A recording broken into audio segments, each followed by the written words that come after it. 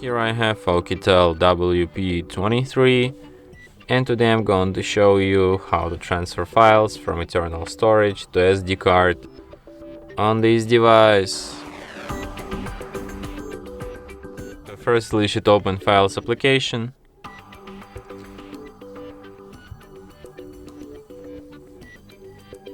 You can transfer like downloads, images, videos, audios, documents, and apps. So let's transfer some images. So let's just pick like this one and this screenshot. So to select them, you just hold down your finger on the first picture. Other ones you can select just by tapping on them once. Then you tap on three dots, select if you want to move them or if you want to copy them. So let's copy. Go to SD card, select any folder you like. Could be pictures for me. Tap copy here. And now you have these screenshots here on my SD card.